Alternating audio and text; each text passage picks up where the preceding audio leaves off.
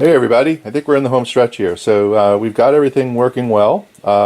Thanks to all of your help, I learned that I had ghost voltage on my on the chassis, right? So I was basically putting a meter between B minus and the chassis, and I was getting 100 volts, 50 volts, whatever.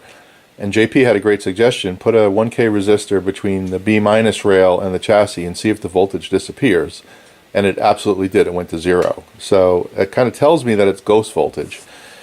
Now I had no idea what that was, and then I did a little bit of research and found that, because I think because I have everything in such close proximity here, I've got this coil which is basically removes unwanted frequencies.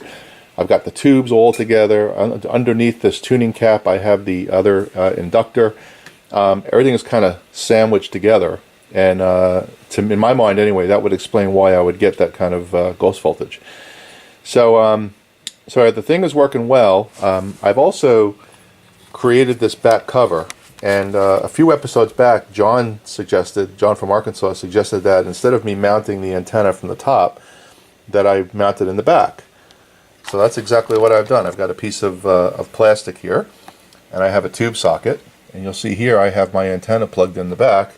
And basically it does what it's supposed to do. I also have the input right there. I'll zoom in for you. That's the input. So I've got that in the back. We'll take a look back here. That's what it looks like. And I'll show you this when I get it back in the case.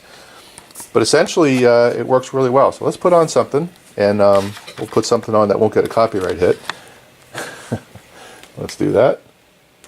There it is. And this tuning mechanism works well. Just like that. And the only thing I have left to do now, let me lower the volume on this thing. The only thing I have left to do now is to mount the pilot lights, which generally go here and here. And I'm gonna work on that today and figure out how I'm gonna do that. And then this thing is gonna be ready to put back in the case and use. So it's been a long road around the block, but we're there. So we're in good shape. So I'm going to go work on that pilot light stuff, and I will come back and show you what I come up with. I'll be back. Okay, I have my my pilot bulb here, and if you could see, it's a 6-volt double contact bayonet bulb. It's a marine bulb. It's actually in a plastic socket holder. And it's a solid wire deal. I have to figure out how I'm going to mount it, but I want it to be just about right here, like this. But I do have it connected to pins 2 and 7 of the 6.3 volt filament, and we'll turn it on and see if it looks. So we've got light, nice and bright. So that's good. So now I just need to figure out how I'm going to mount that so it doesn't bounce around. I'm gonna have to dry fit this thing in the case anyway, and see how it looks. So let me go put it in the case, and we'll see how it looks. I'll be back. Okay, we've got her in the case, and you'll see I've got to align this light a little bit here. It's a little off to the side. I got to bring it more in the center. There's a bird if anybody wants it. So so that's basically what this thing is going to look like. Pretty cool, and it looks nice when you move the dial. You can hear it tunes out the station. Pretty good. I'm going to turn the music down because I don't want to get a copyright hit. But you could see that it's doing exactly what I had intended, which is acting like a radio, but able to select the frequency. The only thing I need to do now is check and see if this dial is accurate.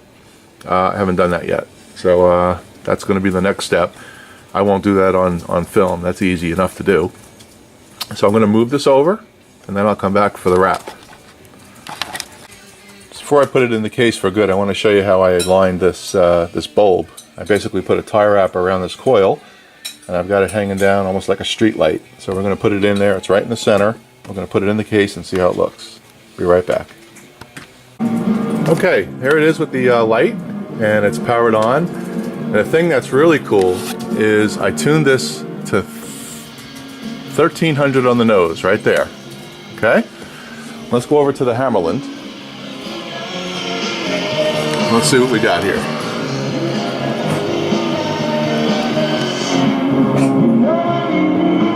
I'm like right on the nose there. A little bit off. That's okay.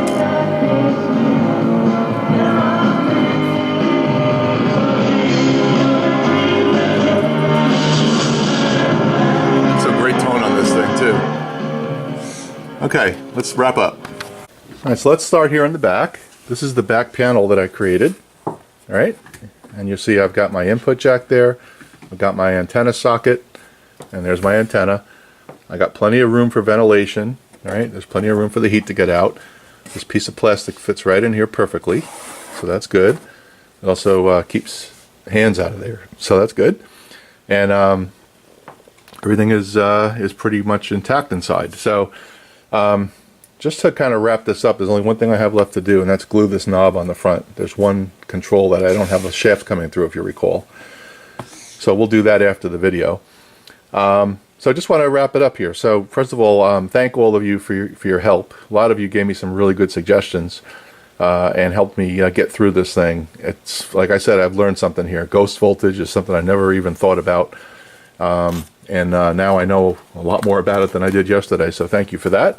Thank you for your suggestions. All of you gave me some really good suggestions on how to do this thing the right way, and I really appreciate that. And now I've got something that is going to work really, really well, and it actually fits in the house nice, and I can use it whenever I'm restoring a radio. And we still have a free bird if anybody wants it. Maybe I'll show you the bird. But anyway, this is a wrap for this one, and I thank you. So let me do one more thing, and I'll be right back. Okay, here's the annoying bird. You notice how it's quiet now? Anybody want it? It's free. Free shipping. I'll even ship it in an airtight container. There he is, the noisemaker. All right, folks, thank you very much. I appreciate all your help. Now we can start a real series. Thank you. And there you have it, folks. The knob is glued on, and it's our RCA Model 50 Canada Edition radio turned into an AM transmitter. All I have left to do now is put some warning labels on the back, warning of high voltage, and this thing's done. Again, thank you so much for all your help, folks. I'll see you out there.